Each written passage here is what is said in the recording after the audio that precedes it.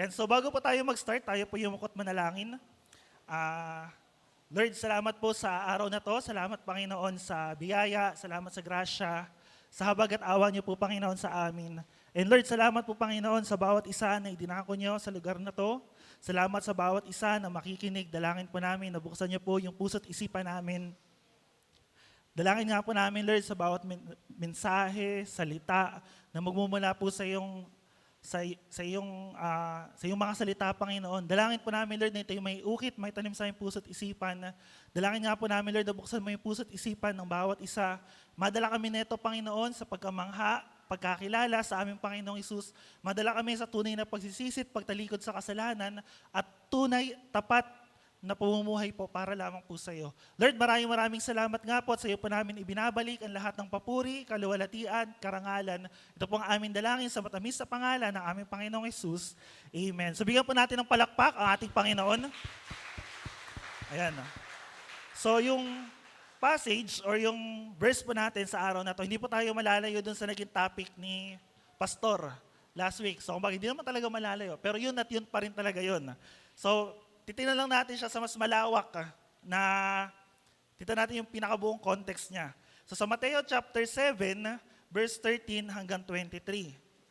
Buksan po natin yung ating mga Bible sa Mateo chapter 7, verse 13 hanggang 23. Ayan, so nandiyan na po kayo, sabay-sabay po nating basahin. Sabi dito, pumasok kayo sa makipot na pintuan, sapagkat maluwang ang pintuan at malapad ang daan papunta sa kapahamakan. At ito ang dinaraanan ng marami. Ngunit makipot ang pintuan at makitid ang daang papunta sa buhay, at kakaunti ang nagdaraan doon. 15, mag-ingat kayo sa mga hindi tunay na propeta. Lumalapit sila sa inyo na parang tupa, ngunit ang totoo ay mga bangis na asong gubat. May kilala ninyo sila sa kanilang mga gawa. Mapipitas ba ang ubas sa puno ng dawag o ang igos sa matinik na halamanan? Mabuti ang bunga ng mabuting puno, subalit masama ang bunga ng masamang puno. Hindi maaaring mamunga ng masama ang mabuting puno at hindi rin maaaring mamunga ng mabuti ang masamang puno. 19, ang bawat punong hindi mabuti ang bunga ay puputulin at itatapon sa apoy. Kaya't may kilala ninyo ang mga hindi tunay na propeta ayon sa kanilang mga gawa. 21, hindi lahat ng tumatawag sa akin, Panginoon, Panginoon, ay papasok sa kaharian ng langit, kundi ang mga tao lamang na sumusunod sa kalooban ng aking Ama na nasa langit. 22, sa araw ng paghuhukom, marami ang magsasabi sa akin, Panginoon, hindi po ba kami ay nagpahayag ng mensahe mula sa Diyos, nagpalayas ng mga demonyo, at gumawa ng mga himala sa inyong pangalan? 23, ngunit sasabihin ko sa kanila, hindi ko kayo nakikilala, lumayo kayo sa akin, kayong mga gumagawa ng kasamaan. So kumbaga, sa ilan po or sa mga matatagal na sa atin, yung passage nung verse 21 hanggang 23, ay familiar na po tayo doon. Eh sabi nga po ng iba, yun daw po yung pinakamasakit na Bible verse sa Bible. Kasi bakit? Mamaya, malalaman po natin kung bakit. Pero karamihan sa atin, familiar na ron. Kaya po nilagyan ko po ito ng title. Simple lang. Pakita po ng title.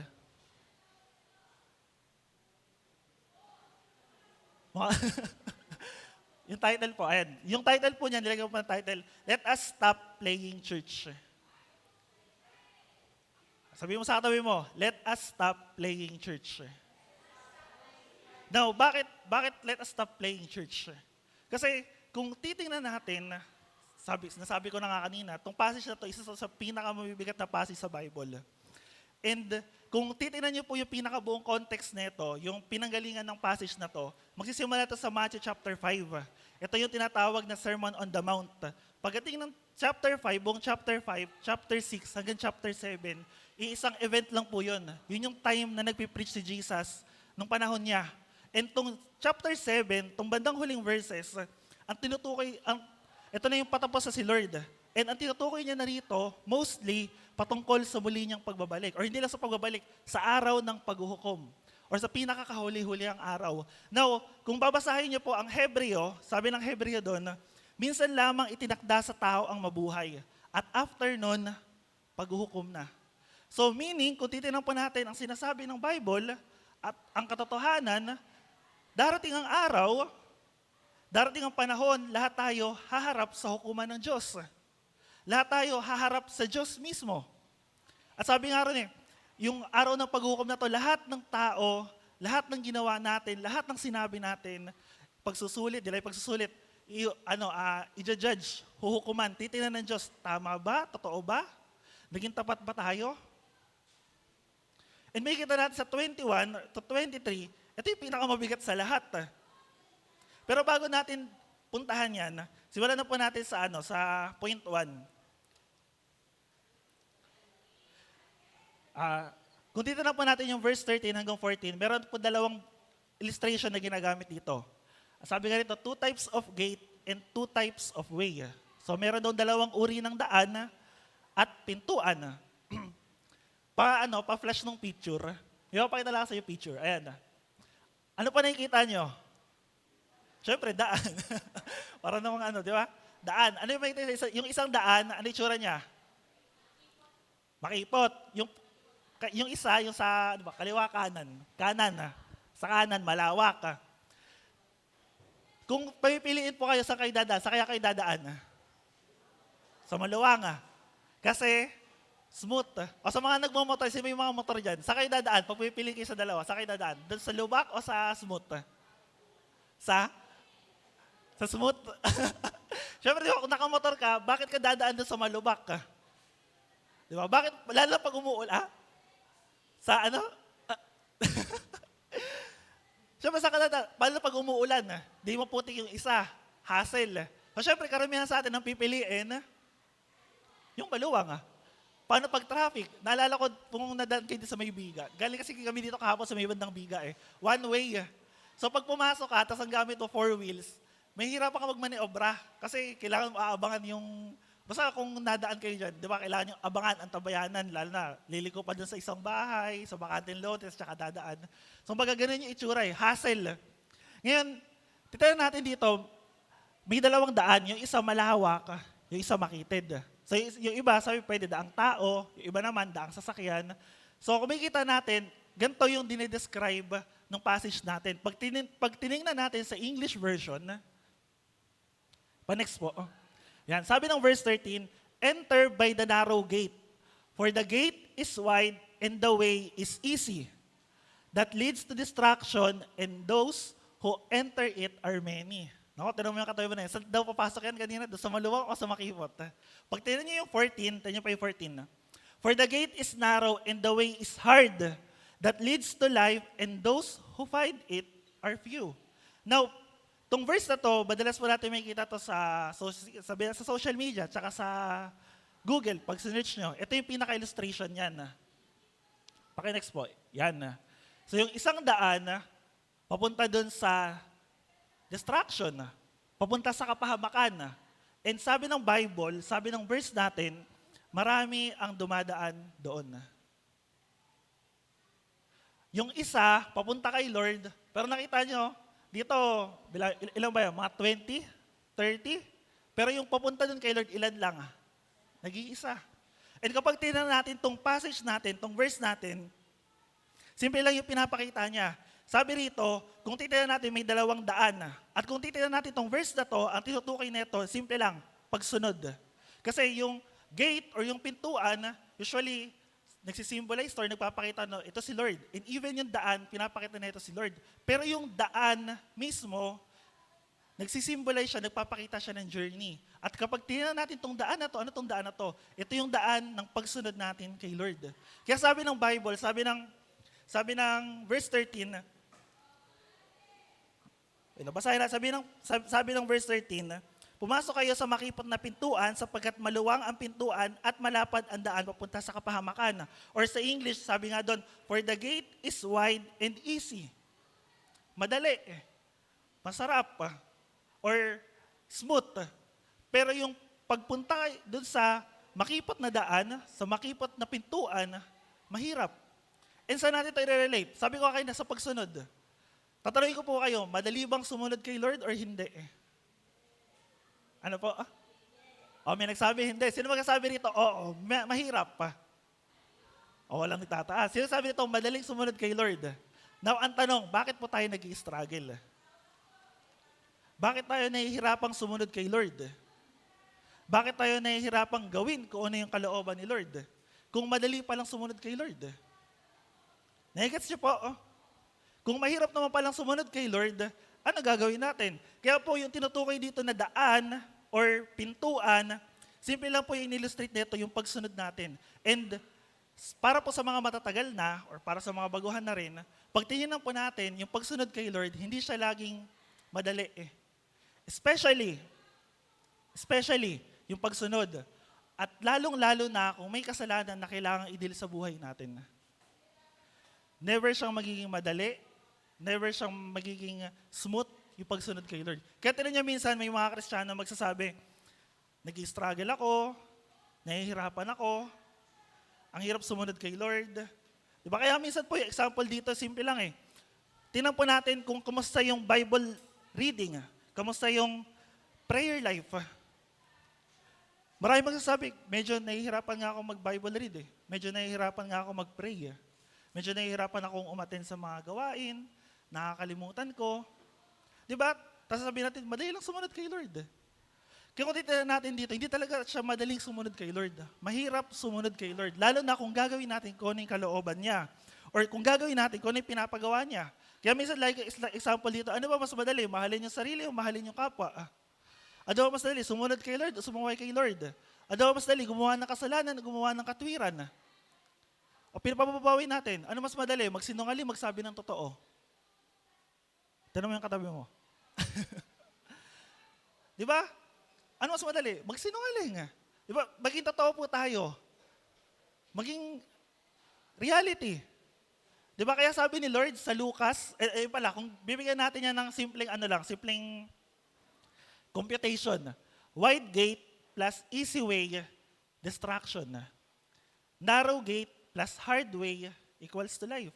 Kaya kung naalala niyo po, may isang passage din sa Bible. Sabi ni Lord, kung sino man yung gustong sumunod sa akin, di ba? Take up His cross.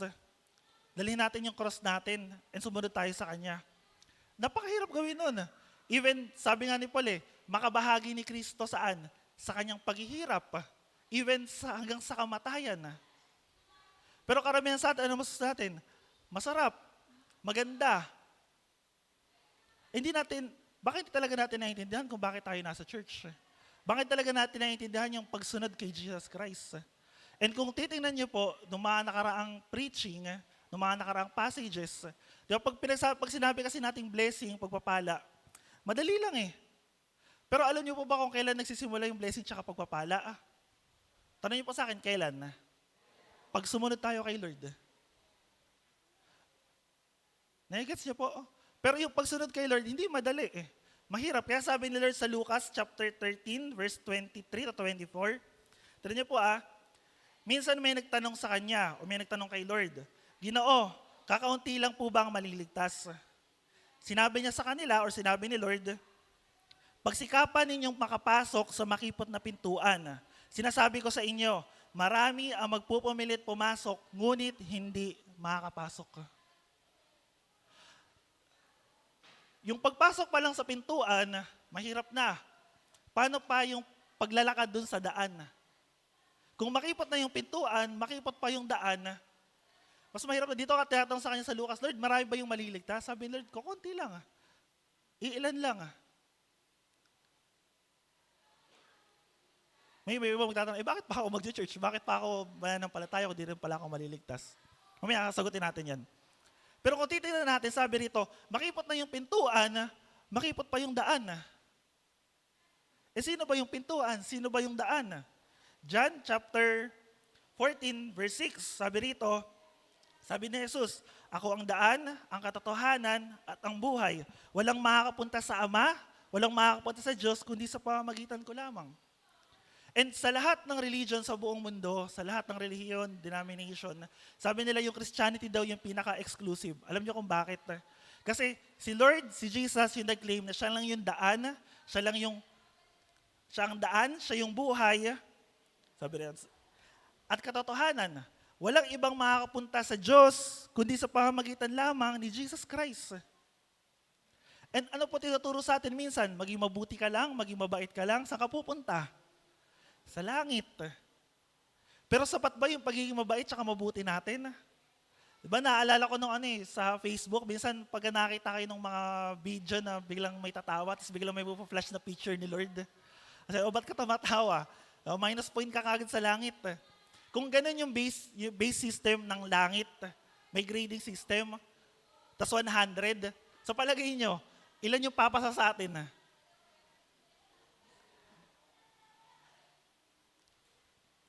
Di ba mahirap? Kasi yung kasalanan, common na siya sa buhay natin eh. At yung pagtingnan natin yung Matthew chapter 18, may binanggit dito, sabi ni Lord, kung ang kamay mo yung nagiging sanhi ng iyong pagkakasala, kung yung mata mo yung nagiging sanhi ng iyong pagkakasala, o yung paa mo yung nagiging sanhi ng iyong pagkakasala, putulin mo. Mas mainam na mapunta ka sa impyerno na kulang, ay mas mainam na, mas mainam na pumunta ka sa langit nang kulang ka ng isang kamay, kulang ka ng isang paa, kulang ka ng isang mata, kaysa dalawang kamay, dalawang mata, dalawang paa ka mapunta sa impyerno or sa kapahamakan. And kapag tingnan natin sa original translation, ang sinabi ng kapahamakan doon, destruction, or sa apoy, tumutukoy sa impyerno. And tingnan natin, ano ba yung kamay, paa, at mata na tinutukoy doon? Para sa mga matindong times of refreshing noon, in-explain ko yun. Yung kamay, simple lang. Yung mga ginagawa natin. Yung paa, simple lang din. Yung mga pinupuntahan natin, nilalakaran natin. Yung mata, simple lang din. Ano yung mga bagay na nakikita natin? Pangarap natin. Ang tanong ko rin, lahat ba nung ginagawa natin, lahat ba nung pinupuntahan natin, lahat ba nung nakikita natin, nabivision natin, pinapangarap natin, papunta kay Lord? Or papunta sa kapahamakan? Papunta sa kasalanan? Baka may kita nyo, doon natin may kita eh. Kung talaga bang yung buhay natin, seryoso eh. Kasi tinan nyo kamay, lagi natin ginagamit yung kamay. Sino naghuhugas ito ng plato, hindi gamit yung kamay paa. Di ba wala namang ganun? Although meron. Kung kilala nyo si Nick, basta si Nick, yung yung wala siyang kamay, wala siyang paa. Hindi naman tayo lahat ganun. Maybe yung iba, baka may kapansanan, pilay, or yung iba, may... Pero kung titignan natin, lahat, karamihan sa atin, buo. Pero hindi naman literal yung tinutukoy doon eh. Ang tinutukoy nga doon, yung ginagawa natin, yung buhay natin. Simple lang, buhay natin. Yung buhay ba natin, papunta kay Lord? Yung buhay ba natin, nilalakaran, yung pagsunod kay Lord? O katulad tayo doon sa sinabi sa verse, lahat tayo, ang daan natin, ang tungo natin, doon sa kapahamakan. Kasi madali eh. Marami yung pumupunta. Pero yung pagsunod kay Lord, minsan may iwan ka mag-isa. Yung pagsunod kay Lord, minsan nahayo ka, ikaw na lang yung mag-isa. Gagawa ka ng tama, ikaw lang yung mag-isa. Lalo na sa mundo ngayon, yung impluwensya ng mundo, kung ano yung uso, yun yung sinusundan natin, yun yung ginagawa natin. I-check natin. Kung ano yung trending, ano yung hype, yun yung pinupuntahan natin. Kaya po yung panahon ngayon, yung mga panahon natin ngayon, ito daw yung panahon na pinakamahirap sumunod kay Lord. Kasi bakit? Kasi napakarami ng gumagawa ng kasamaan. Napakarami ng gumagawa ng kasalanan. Tumambay ka lang sa social media, magkakasala ka. Kaya na kasi napascroll ako bigla eh. Sabi ko, naku, ano ba itong nakita ko? Ako pa naman kako-preacher. Ang hirap eh. Kahit saan ka pumunta, may kasalanan. Kahit anong gawin mo, may kasalanan. Kahit saan ka tumingin, may kasalanan. Paano ka mabubuhay kay Lord? Lahat ng tao sa paligid natin, yun yung ginagawa. Pero isang bagay lang po, sabi ng verse natin, kung sisikapin nating pumasok sa makipot na daan, sa makipot na pintuan, makakatagpo tayo ng buhay. And kayo yung makakasagot nun, hindi ako. Kasi kayo yung nakakaalam sa buhay nyo. Kayo yung nakakaalam kung sumusunod ba ako kay Lord? Kayo ba yung nakakaalam kung nananampalataya ba ako kay Lord? Kaya po pagdating dito sa point 2, binanggit dito yung 70 to 20, yung dalawang uri ng puno tsaka bunga. Basahin po natin saglit. Mateo chapter 7 verse 17 hanggang 20. Sabi dito, simulan natin sa 15. Mag-ingat kayo sa mga hindi tunay na propeta. Lumalapit sila sa inyo na parang tupa, ngunit ang totoo ay yung mababangis na asong gubat. May kilala ninyo sila sa kanilang mga gawa. Mapipitas ba ang ubas sa puno ng dawag o ang igo sa matitinik na halaman? Mabuti ang bunga ng mabuting puno, subalit masama ang bunga ng masamang puno. Hindi maaaring mamunga ng masama ang mabuting puno at hindi maaaring mamunga ng masama ang mabuting puno. 19, ang bawat punong hindi mabuti ang bunga ay puputulin at itatapon sa apoy. Kaya't may kilala ninyo ang mga hindi tunay na propeta sa kanilang mga gawa. Now, simulan po muna natin sa propeta. Kasi minsan, para lang magkaroon lang tayo ng simpleng explanation dito. Tinukoy dito yung tungkol sa propeta. Now, pag tinignan po natin sa Bible, madalas yung sinasabi, especially sa Old Testament. Now, ano ba yung definition ng propeta? Yan. Prophets, ang sabi rito, a person who speaks for God or deity or by divine inspiration. Sabi nga rito, in Old Testament, a person chosen to speak for God and to guide the people of Israel.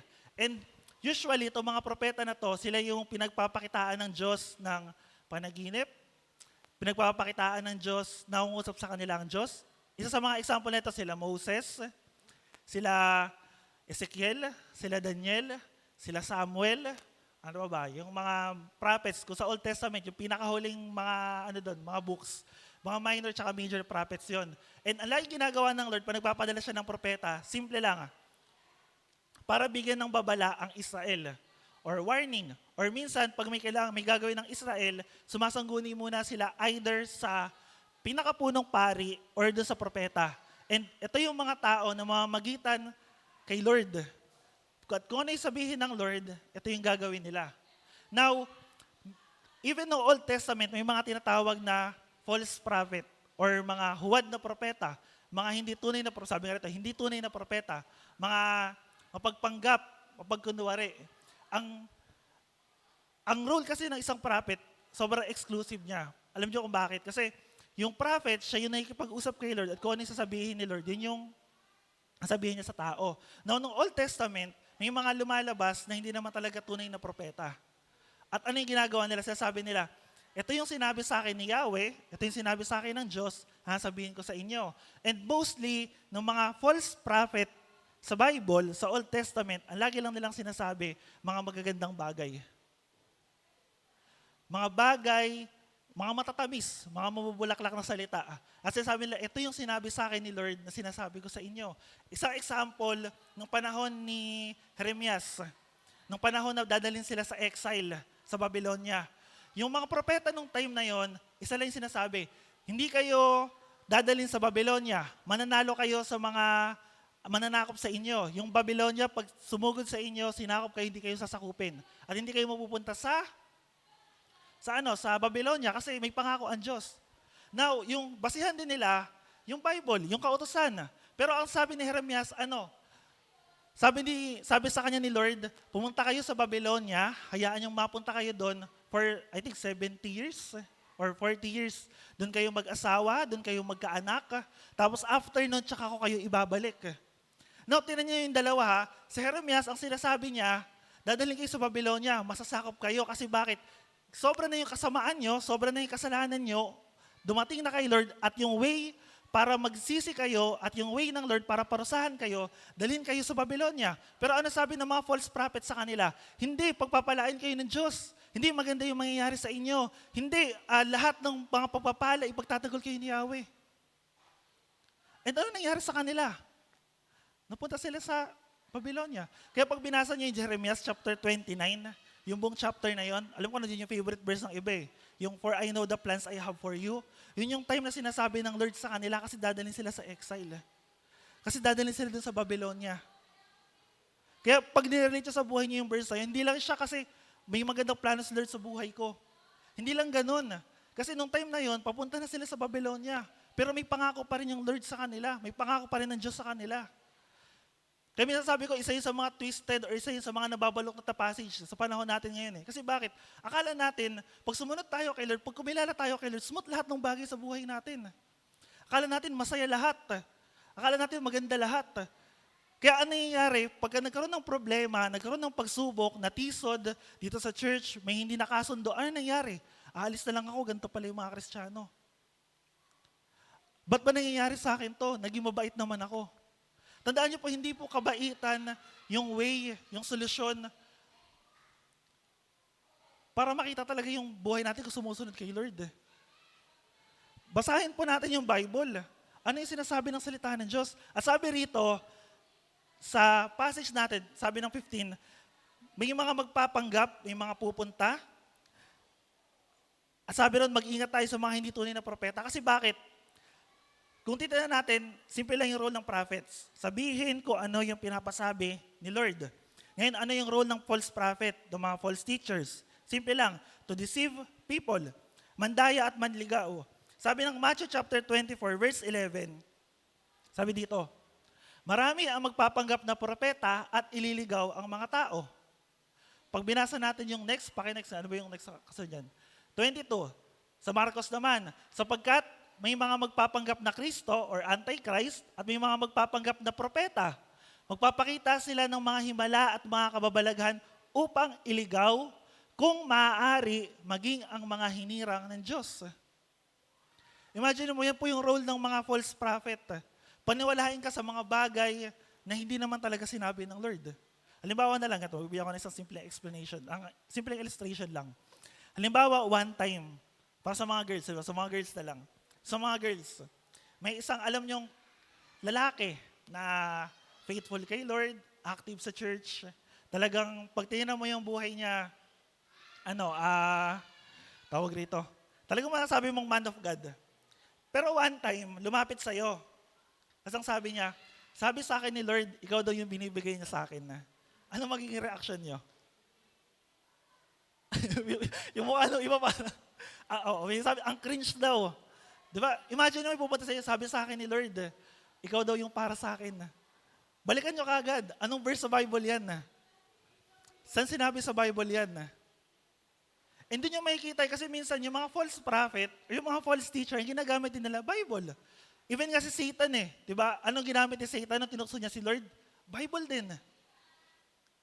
Kaya, napakahalaga na i-check natin, basahin natin yung Biblia. Kasi kung hindi natin binabasa yung Bible, hindi natin alam kung ano yung nasa laman ng Bible, hindi talaga natin maintindihan. Kaya sabi ng Deuteronomy, sa Deuteronomy chapter 13, ito, utos mismo ni Lord sa kanila.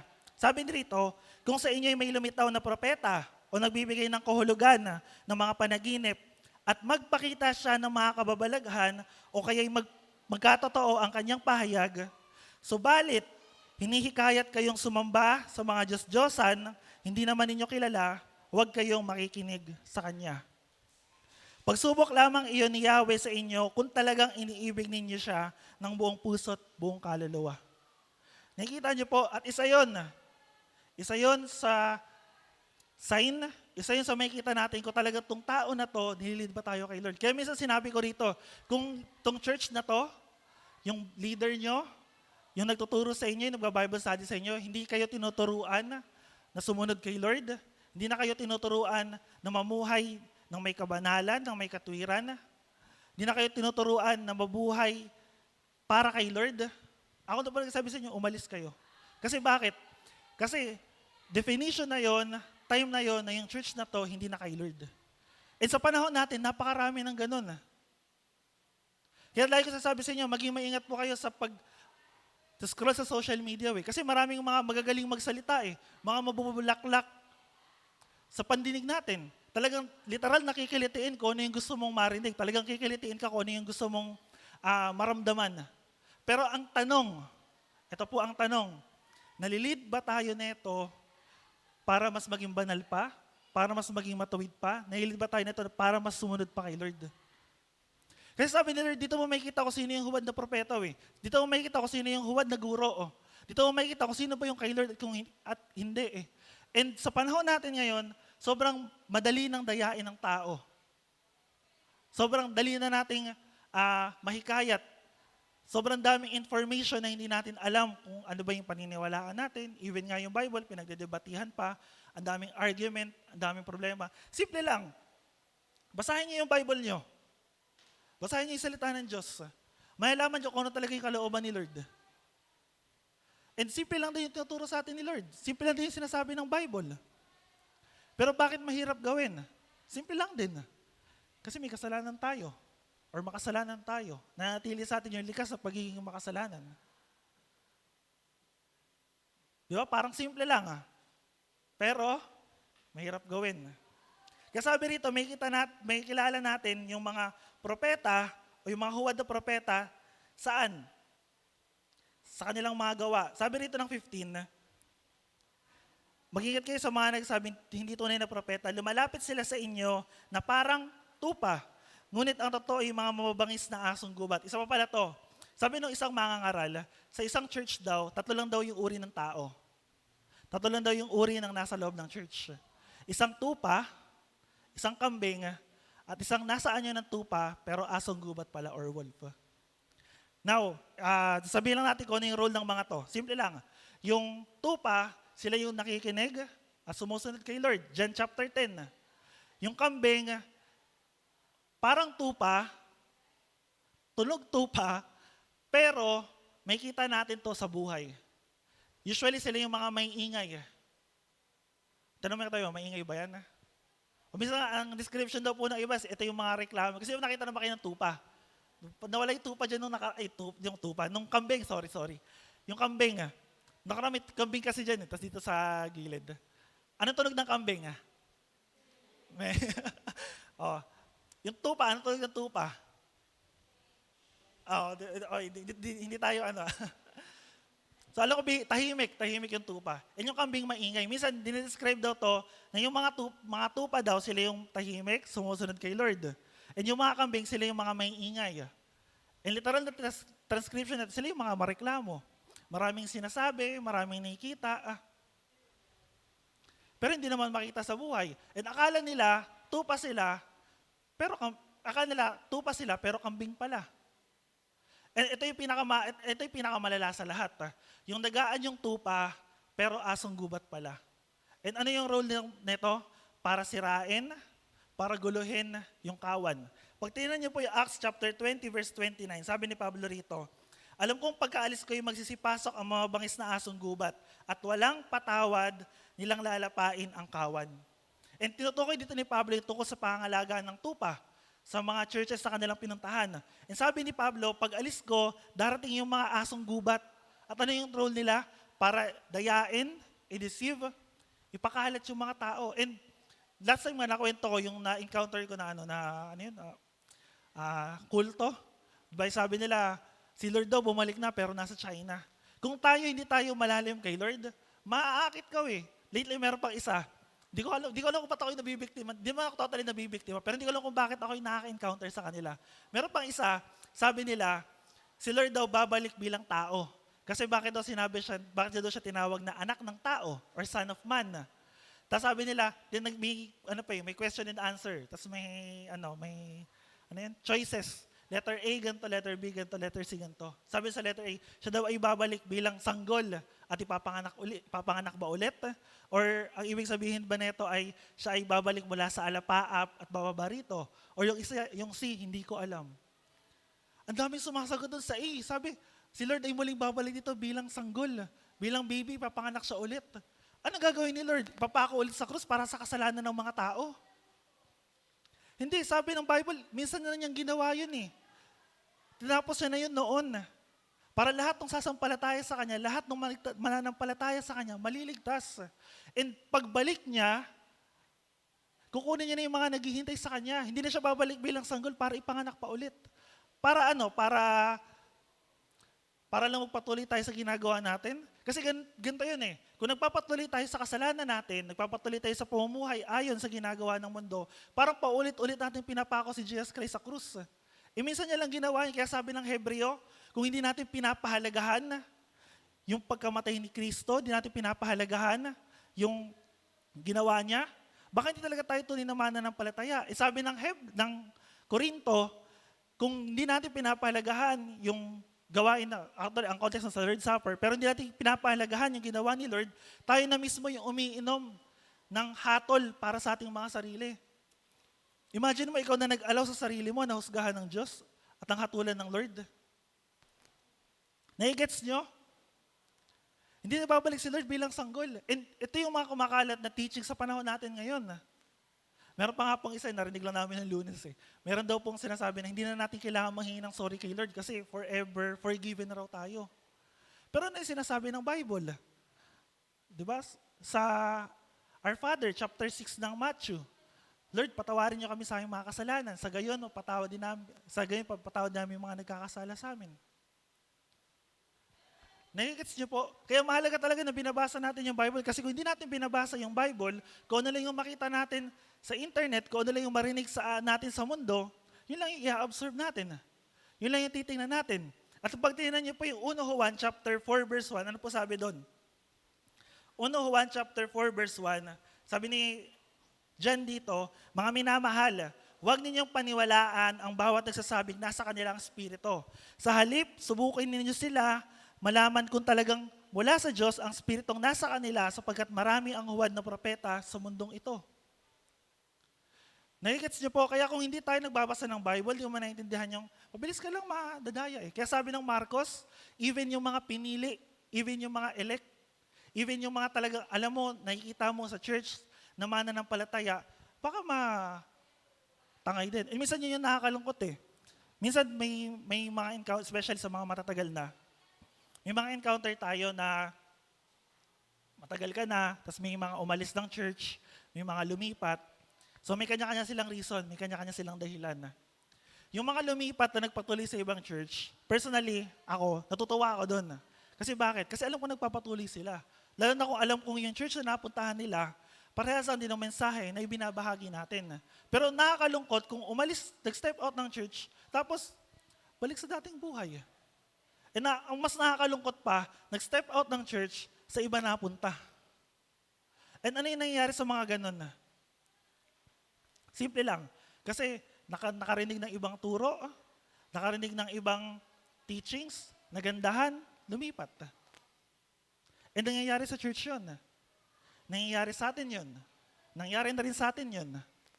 Kaya kung hindi natin itetest yung bawat spirit, di natin itetest yung bawat teaching, yung bawat tao na nagsabi nasa kanila si Lord, di natin sila susubukin, di natin sila titingnan, di natin sila titingnan kung ano yung sinasabi ng Bible, madadaya lang din tayo. And sana, nawa, walang mangyari sa ating ganun. Pero sinabi ng Bible, nangyayari talaga yun. Kaya mahalaga talaga basahin niyo po yung Bible niyo. Basahin niyo kung ano sasabi ng salita ng Diyos. Kasi kung hindi, madadaya tayo. Madadaya tayo. Ngayon ang tanong, paano mo malalaman kung false teacher o false prophet to? Paano mo malalaman kung talaga bang sa Diyos sila or hindi? Sabi ni John, subukin. Pero simple lang, sabi ng verse natin, malalaman natin sila sa pamamagitan ng kanilang bunga. Tingnan niyo po yung verse 20. Sabi ng verse 20, may kilala ninyo ang hindi tunay na propeta sa kanilang mga gawa or sa English version, by their fruit. Ngayon, pag tinanong po kasi natin itong fruit na to, minsan, tinatranslate to or ininterpret to sa bunga ng banal na spirito or yung pag-ibig, kagalakan, kapayapaan. Minsan naman, tinatranslate nila ito sa mga nadadala natin sa Panginoon or sa Diyos. Ngayon, para mas ma-explain ko to, tingnan natin yung Matthew chapter 12, verse 33 to 35. Matthew chapter 12, verse 33 to 35. Ano sinasabi dito? Si Lord din nagsabi nito, sinasabi ninyong mabuti ang punong kahoy kung mabuti ang kanyang bunga, at masama ang punong kahoy kung masama ang kanyang bunga. Sapagkat sa bunga nakikilala ang puno. Lahi ng mga ulupong, paano kayo makakapagsabi ng mabubuting bagay gayong kayo'y masasama? Kung ano ang nag-uumapaw sa puso, ay siyang sinasabi ng bibig. Mabuti ang sinasabi ng mabuting tao sapagkat puno ng kabutihan ang kanyang puso. Masama ang sinasabi ng masamang tao sapagkat puno ng kasamaan ang kanyang puso. And kung titingnan natin to sa literal na pangyayari or sa practical na lang, literal. Ang puno ng mangga, ano po bunga? Mangga. Ang puno ng ubas, ang bunga? Ubas.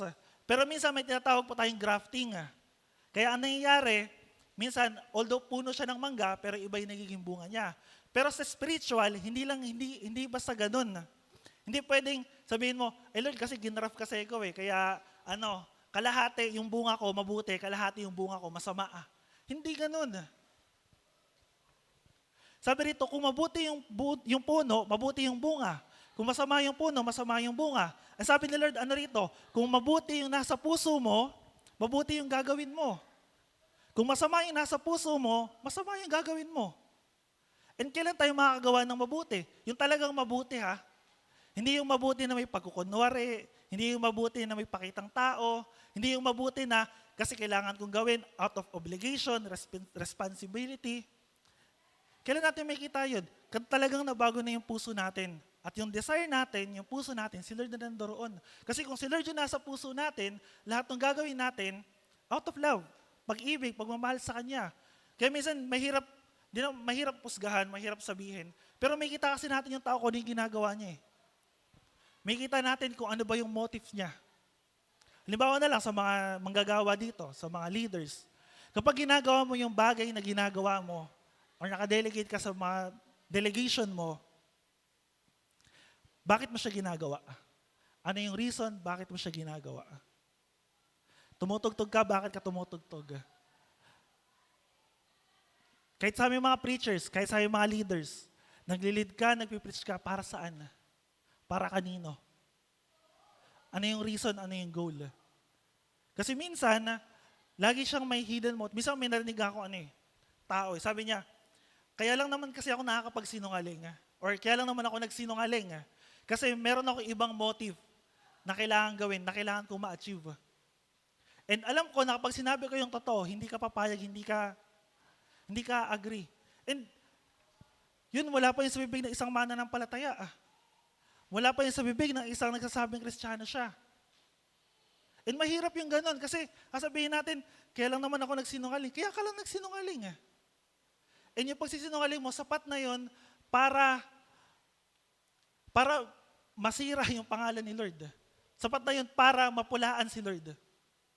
Di ba kaya sabi ko rito, pagka nakagawa tayo ng kasalanan, sino yung pumapangit yung image? Tayo ba?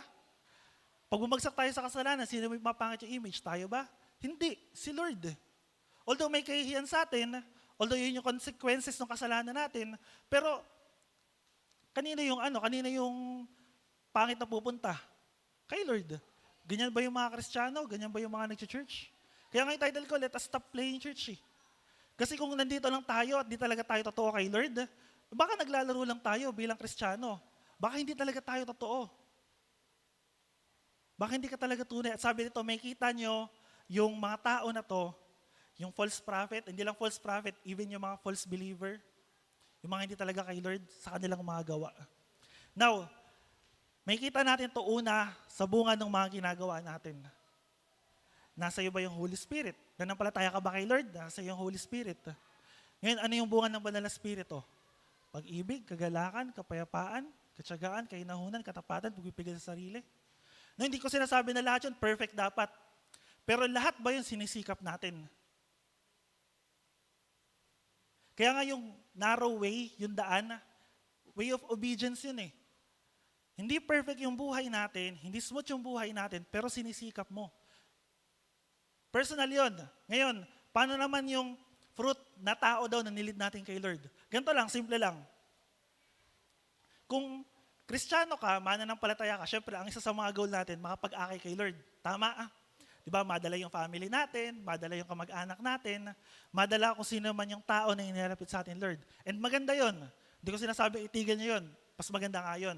Pero ganito, kung sinasabi natin Kristiyano tayo at hindi tayo tumitigil sa mga kalokohan, sa mga ginagawa natin kasalanan, baka yung dadalhin natin, parehas natin. Ganito, kung siya talaga yung bunga mo, kung siya talaga yung nilid sa'yo ng Lord, kung ikaw ay sinungaling, asahan mo yung dinala mo kay Lord, sinungaling din. Kasi bakit? Kasi bunga mo siya Nakikita niyo po, kung marites ka, at yung marites, ang dadalhin mo, marites din kay Lord. Kung puno ka ng immorality, yung dadalhin mo, puno din ng immorality. Nakikita niyo po, kaya sabi rito, yung mabuting puno, ang bunga niya, mabuti rin. Ang masamang puno, ang bunga niya, masama din. Kung late ka, yung lagi mo dadalhin dito, late din. Kung reklamador ka, dadalhin mo rito, reklamador din. O so, hindi po ako nagpapatama, pero pasensya na po kayo. Pero kasi ganun yun eh. 'Di ba? Goal natin, ang ganda ng goal natin lagi, makapag-akay ng maraming kaluluwa sa Panginoon. Pero yung buhay natin hindi naman nababago. 'Di ba? Ano pa yung saysay nung active tayo sa church? Kaya kung active lang tayo sa church, di mo talaga naintindihan kung bakit ka nandito, di ka talaga para kay Lord. Wala eh. Kung ano yung dadalhin mo, kung ano yung gagawin mo, doon ka makikita, doon makikilala kung sino ba talaga tayo. Yung bunga ng mga ginagawa natin, yung mga dinadala natin kay Lord, doon talaga makikita kung sino tayo. Now, bukod pa yung minsan binabanggit ni Pastor, yung transferring of spirit, bukod pa yun. Pero dito lang, makikita natin to. Kung ito yung ugali mo, asahan mo yung dadalhin mo. Ganun din yung ugali kay Lord. Pero kung nakita sa buhay mo na nabago ka, yung dadalhin mo, nabago din. Kung mahaba yung pasensya mo, yung dadalhin mo, mahaba din yung pasensya. Kung maawain ka, mahabagin ka, yung dadalhin mo, maawain din. E sa ganung bagay, may kita rin ng ibang tao na ang ganda pala sa church. E minsan nakakalungkot, yung mga ganung bagay, lilitaw pa after ilang years. Hindi natin yung makikita ka, aliwa, bumaba ako rito mamaya, after yun makikita ka agad. Hindi eh. Makikita natin yun kapag ka sinubok ka na. Kapag sinubok na yung pag-ibig na nasa sayo, kapag sinubok na yung pasensya mo, kapag sinubok na yung kahinahunan mo, kapag sinubok na yung pagpipigil mo. Doon makikita kung ano talaga yung sa atin. At ano yung pinakamaganda ron? Kung nakita natin yon sa biyaya ng Lord, pinapakita niya sa atin, i-repent natin, ihingi natin kay Lord. Kaya nga ang lagi natin laging palapit kay Lord eh. Hindi dahil nagkasala tayo, nagkamali tayo, lalayo tayo. Kapag lumayo tayo kay Lord, mas lalo tayong malalayo sa Kanya. Mas lalo tayong mahihirapang bumalik sa Kanya. Pinakahuli, sabi rito, verse 21 to 23.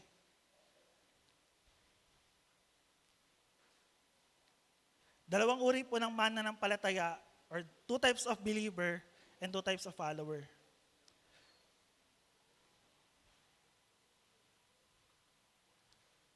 Simple lang, sabi ko nga kanina, itong passage na to, itong verse na to, madalas siyang nare-relate sa pinaka-rejection, the painful rejection. Basahin po natin. Matthew chapter 7, verse 21. Hindi lahat ng tumatawag sa akin, Panginoon, Panginoon, ay papasok sa kaharian ng langit, kundi ang mga tao lamang sumusunod sa kalooban ng aking Ama na nasa langit.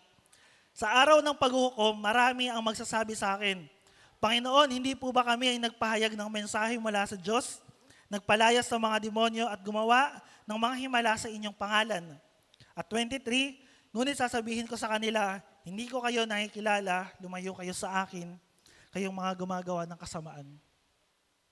Pag tingnan po natin sa English version, tong verse 22, sabi rito, on that day, many will say to me, Lord, Lord, did we not prophesy? Tignan niyo po yung nabanggit natin kanina, yung prophecy. Did we not prophesy?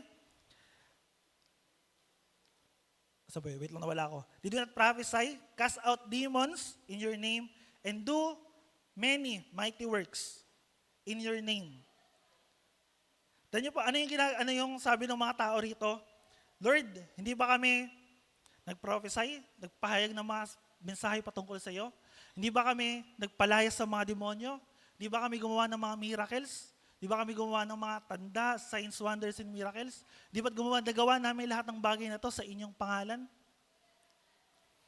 Alam niyo ba yung mga gawain na yan, yung mga works na yan, hindi yan basta-basta nagagawa ng mga hindi mananampalataya. At hindi yan basta-basta nagagawa ng mga typical na church attender. Alam niyo kung saan pong trabaho yan, o ano mga gumagawa niyan? Mostly yan yung mga manggagawa at mga church leaders.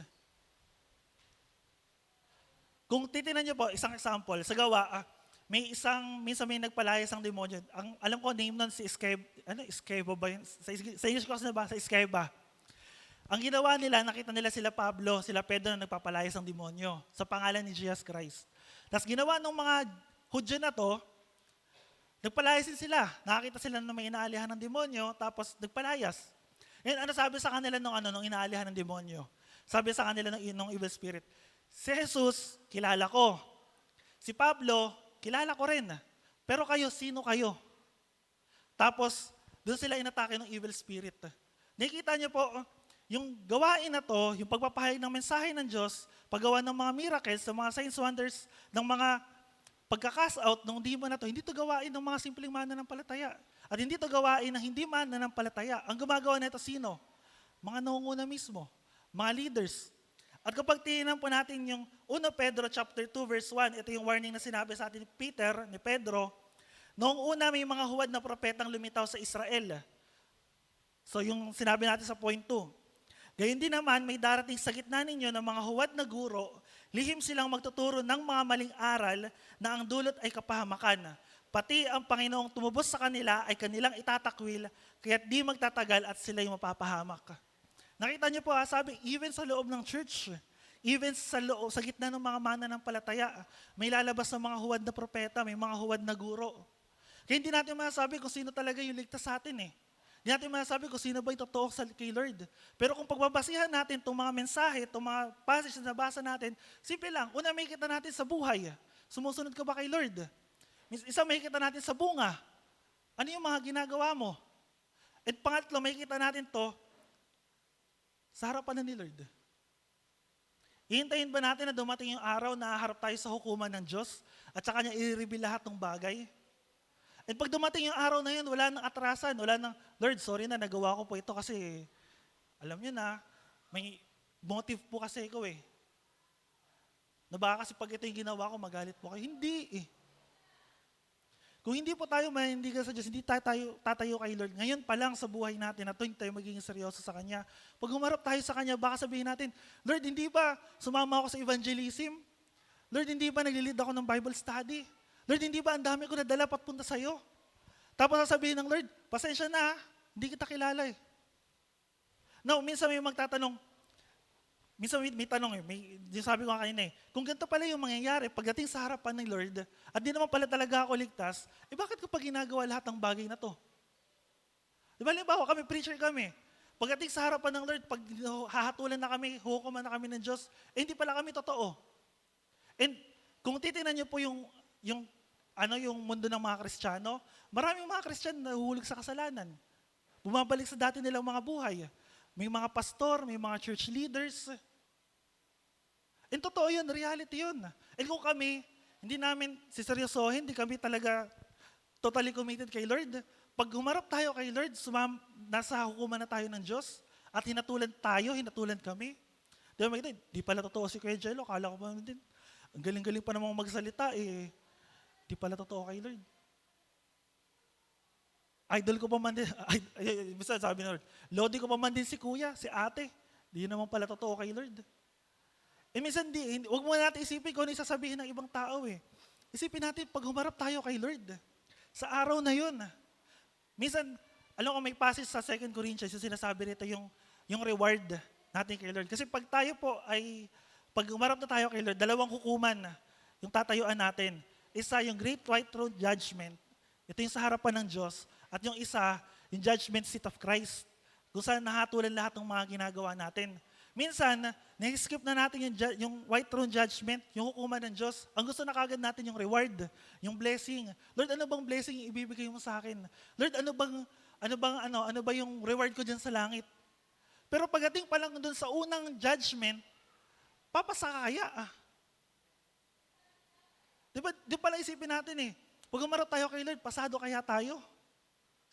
O sabi natin, Lord, kaya itong passage na to, 21 tsaka 22, lagi siyang nare-relate sa mga passage sa gospel na patungkol sa Judgment Day or sa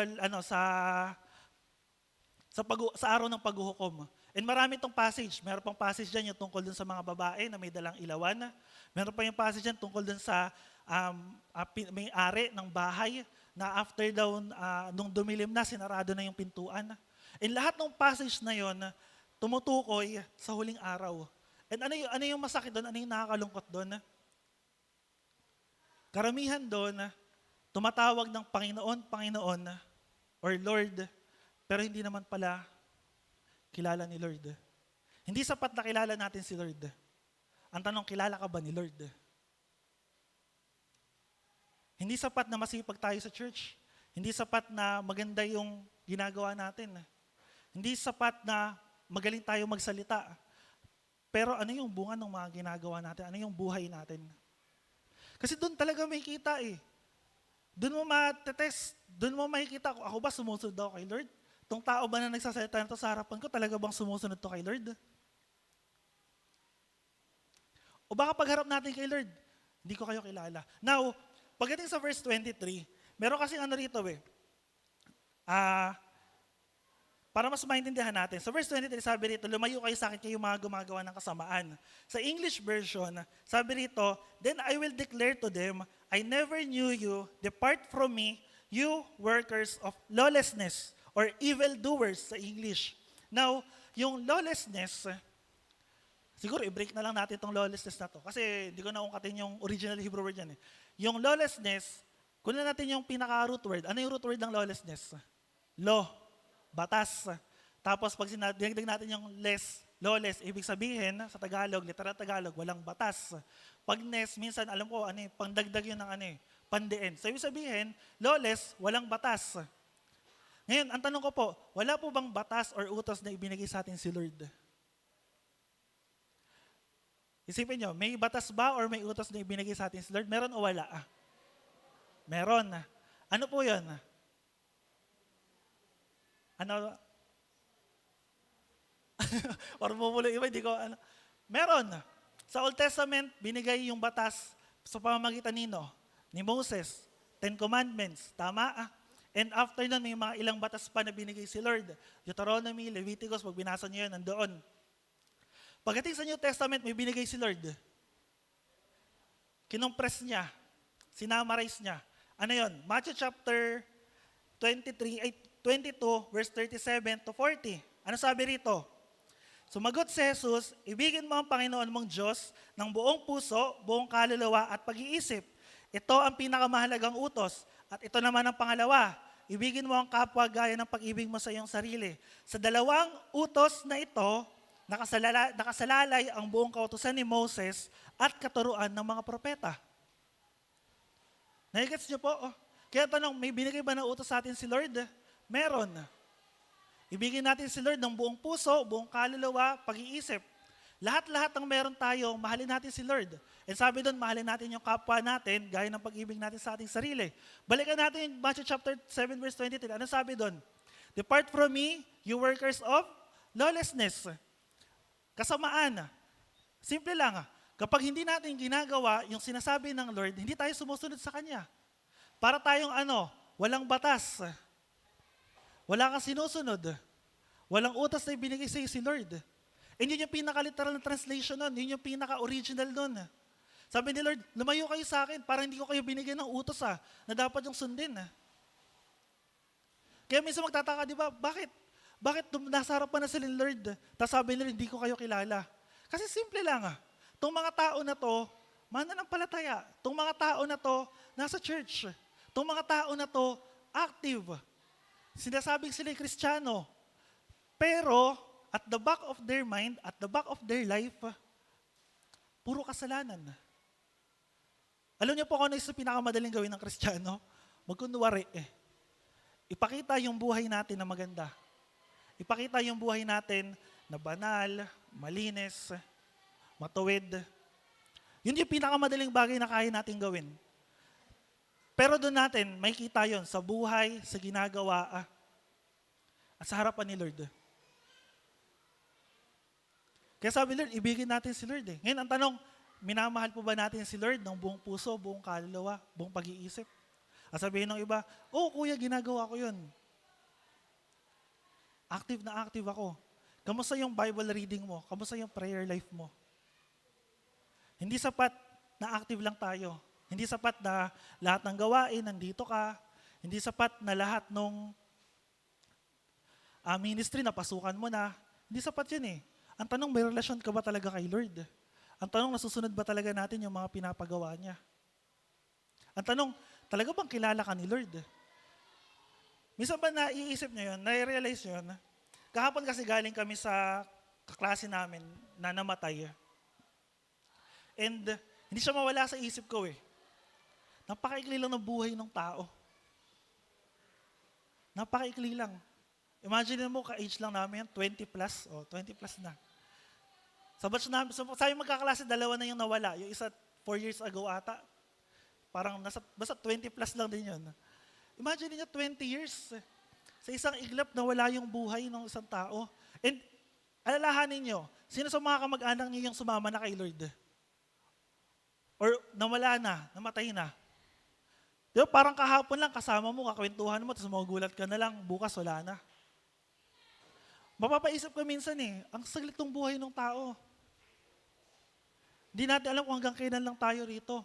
Pero yung ginagawa natin dito, yung pananampalataya natin dito, sapat na para tingnan yung buhay natin after neto. Minsan ba nare-realize nyo or naiisip nyo itong ginagawa natin, itong mga bagay na ginagawa natin, itong mga naiisip natin, is a matter of life and death. It's either mabubuhay ka or mamamatay ka. It's either pupunta ka sa langit o pupunta ka sa impyerno. It's either kilala ka ni Lord or hindi. It's either tatanggapin ka or i-reject ka. Kaya may kita natin, ano pa yung ginagawa natin sa buhay natin? At kapag pinagbasihan natin, yung word na lawlessness, ibig sabihin, wala kang ginagawa. Or baka naman rejectful ka na sa word of God. Or baka naman kine-question mo na yung salita ng Diyos. Now, yung tanong ko kanina, kung hindi naman pala ako maliligtas, bakit pa ako nandirito? Isa lang po sasabihin ko sa inyo, kailangan nyo i-repent yan. Ilapit nyo kay Lord. Bumalik kayo kay Lord. Kasi, yung ganong thinking, yung ganong way, baka nasa edge ka na. Kailangan mo ayusin yung relationship mo kay Lord. Kasi tandaan nyo pa, even yung mga false prophet, lilitaw sa kalagitnaan ng mga mananampalataya. And sabi nga po nila, wala na raw po tayo sa last days. Wala na po tayo sa mga huling araw. Nasa mga huling oras na tayo. Minsan nga po nagkakwentuhan kami. Hindi namin alam, either generation ba natin, generation ba namin, o yung next generation, babalik si Lord. Pwedeng mamaya, pwedeng bukas. Di ba? Minsan ba na-realize na isip niyo po yun? Na, oo nga no, paano pag bumalik si Lord? Saan kaya ako hahanapin? Paano kung bumalik si Lord, tapat kaya ako? Totoo kaya lahat ng ginawa ko? Now, alam niyo po kung ano yung pinakamaganda rito. Yung lawlessness kasi, tumutukoy siya sa walang batas, walang sinusunod na batas, walang ayaw doon sa kautusan. Yung isang tunay na mananampalataya, yung isang nananampalataya kay Lord, na bago yung puso, na bago yung buhay. And isa yung response niya. Mahal niya yung salita ng Diyos. And nasa puso niya yung sumunod kay Lord. Natural yon, kasi gawa ng Holy Spirit. O spiritual, kasi gawa ng Holy Spirit. Yung pag-ibig kay Lord, natural na lalabas yon. Kasi yung puso niya, nabago na. Yung pag-ibig sa kapwa, natural yon. Yung pagpapakita na bago yung buhay, natural yon. Kasi, nabago talaga siya. Now, kung titignan niyo po, may ilang passages sa Bible, or especially sa Old Testament, sa Psalms, sinasabi ni Haring David, mahal ko yung iyong kautusan, mahal ko yung iyong salita. And yun yung isa sa mark, isa yung sa tanda na talagang nabago yung buhay natin, talagang mahal natin si Lord. Minamahal ba natin yung salita ng Diyos? Mahal ba natin na magbasa ng salita ng Diyos? Manalangin? Kasi doon mag-end up yun sa relationship natin kay Lord Though, i-disregard muna natin yung mga struggles. Alam ko may mga struggles tayo. Hirap tayo magbasa ng Bible, hirap tayo mag-araw-araw, hirap kang gumising sa umaga. Pag nagbasa ka ng Bible, nadidistract ka, inaantok ka. Minsan, ang basa mo ng Bible sa Facebook lang or sa Twitter, yung mga nakikita mong post, i-disregard muna natin yun. Isa lang yung tanong dito, mahal mo ba yung salita ng Diyos? Kasi kung mahal mo talaga yung salita ng Diyos, mahal mo talaga si Lord, natural nalalabas sa iyon. Yung pagbabasa ng Bible, hindi mo kailangang pilitin. Yung pagbabasa ng Bible, hindi siya obligation. Yung pananalangin, hindi rin siya responsibilidad. Even yung pag-attend ng gawain. And lahat ng bagay na yon, kung yung bagay pa lang na yon, nakita na sa buhay natin, lahat yung susunod na lang. Yung ministry mo, yung mga tao na ililid mo kay Lord, kasunod na lang lahat ng bagay na yon. Pero ito po yung warning. Kung tayo nagpapanggap, tayo nagkukunwari, mahirap. Pag humarap tayo kay Lord, ano kaya sasabihin niya sa atin? At isang bagay pa, itong mga tao na to na humarap kay Lord, ano yung pinresent nila? Yung mga mabubuting ginawa nila. Yung mga bagay na proud sila. Lord, hindi ba nagpalayas kami? Lord, hindi ba ito yung ginawa namin? Ginawa pa namin yan sa pangalan mo, Lord. Hindi ka ba proud sa amin? Sabi Lord, hindi ko kayo nakikilala. Kayong mga gumagawa ng kasamaan. Kayong mga tao na parang hindi ko kayo binigyan ng batas, ng utos na kailangan yung sundin. Kayong mga tao na parang hindi ko sinabihan na mahalin niyo si Lord, na parang hindi ko kayo sinabihan na mahalin niyo yung kapwa niyo. And simple lang, kung talagang mahal natin si Lord, mamahal din natin yung kapwa natin. Pinakahuli na lang, 1 John chapter 4, verse 20, 19 to 20, sinabi ron, paano natin sinasabing minamahal natin si Lord? Pero yung kapatid, kapwa natin, na nakikita natin, kinapopuatan natin. Sabi ni John doon, kung gano'n yung sinasabi natin, sinungaling tayo. Kasi paano natin mamahalin ang Diyos na hindi natin nakikita kung yung kapwa na nakikita natin, hindi natin magawang ibigin. Tabi mo katabi mo na yan, mahal mo ba yan? Kahit makita mo na lahat ng pangit sa ugali niyan. Kasi yung struggle, natural po yun eh. Yung struggle, magandang tanda yun eh, na nasa atin si Lord, nasa atin yung Holy Spirit eh. Kasi kung wala sa atin si Lord, gagawin lang natin kung ano yung gusto natin gawin. Tama? Kung ano na yung gusto mong gawin, yun lang ah. Pero kung talagang mahal natin si Lord, kung talagang nananampalataya tayo kay Lord, sabi ng 1 John, simple lang din. Ang isang Kristiyano, isang mananampalataya, hindi siya maaaring mamuhay sa kasalanan. Hindi siya maaaring laging nagkakasala. Sabi pa nga ng Korinto from day to day, from glory to glory, nababago tayo. Kaya yung buhay natin, may kita natin yung hindi ngayon, hindi lang mamaya. Tingnan niyo po, after 1 week, after 1 month, 1 year, 2 years, 3 years, hanggang sa pumuti na yung buhok natin, tingnan natin. Or hanggang sa umuwi na tayo kay Lord, tingnan natin. Talaga bang nakita sa buhay natin na nanampalataya tayo kay Lord? Or parang church lang, parang religion lang. Diba? Pupunta ka sa church, uuwi ka, tapos na. Yun na yun. Walang nabago sa buhay, walang pag-ibig kay Lord, walang ipapakita. So tayo pong lahat ay tumayo. Kayo po yung nakakaalam ng buhay niyo. Katulad lang ko sasabi, kayo nakakaalam ng buhay niyo. Kayo nakakaalam kung ano yung ginagawa niyo. Kayo nakakaalam kung sino kayo. At kayo nakakaalam ng relasyon niyo kay Lord. Kayo yun. Pwede natin sabihin tong tao na to active kay Lord. Pwede natin sabihin tong tao na to naligtas siya. Pero yung makakapagsabi na talagang tunay na naligtas ka, ikaw tsaka si Lord. Hindi kami. Kasi ang pagbabasihan lang ng tao, kung ano yung nakikita, kung ano yung naririnig. Pero sa harapan ng Lord, pag humarap tayo sa Diyos, ano yung makikita niya sa atin? At kapag humarap tayo kay Lord at hinatulan tayo, ano yung sasabihin niya sa atin? Hindi ko kayo kilala, o well done, my good and faithful servant. Sana yun yung i-desire natin. Na Lord, pag humarap kami sa inyo, naging tapat kami, naging totoo kami, naging mabuti kaming lingkod, katiwala niyo rito sa mundo. Hindi, sasabihin ni Lord, hindi, di kita kilala eh. Naintindihan niyo po? So tayo po yumukot manalangin. Lord, salamat po sa mga salita na binahagi niyo po sa araw na to. Lord, patawarin niyo po kami. Kahabagan, kaawaan. Lord, patawad kung minsan yung buhay namin puno ng pagpapanggap, puno ng pandaraya. Lord, patawarin niyo kami kung dinedisregard namin yung salita mo. Walang halaga sa amin yung salita mo. Walang halaga sa amin yung pananalangin. Walang halaga sa amin, Panginoon, lahat ng bagay na to. Lord, patawarin niyo po kami. At dalangin ko po, Panginoon, Lord, nawa, yung tunay na kaligtasan po yung maranasan ng bawat isa. Hindi po yung kaligtasan lang na tinanggap ng aming mga labi, kundi Lord, taos sa puso namin na alam namin na ikaw yung nagpatawad sa aming mga kasalanan, na inako mo yung bigat ng aming mga kasalanan. Sa gayon, Lord, mabuhay kami para sa iyo. And Lord, ikaw yung nakakaalam kung yung buhay ba namin na to tapat o hindi. Lord, ikaw yung nakakaalam kung yung deserve ba ng puso namin, bibigyan ka ng kaluguran o hindi. Lord, ikaw yung nakakaalam kung ano yung laman ng puso na to. Ikaw yung nakakaalam ng buhay namin. Ikaw yung nakakaalam ng mga sikretong bagay na ginagawa namin.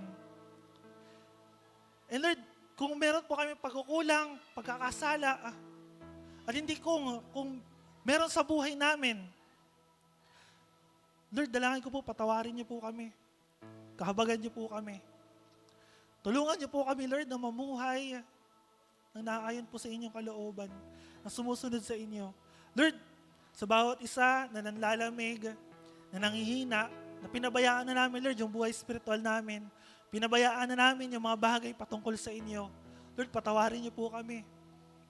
Indalangin namin, Lord, yung pag-ibig, yung pagmamahal, Panginoon, na nagmumula sa inyo, ito po ilagay niyo sa puso namin.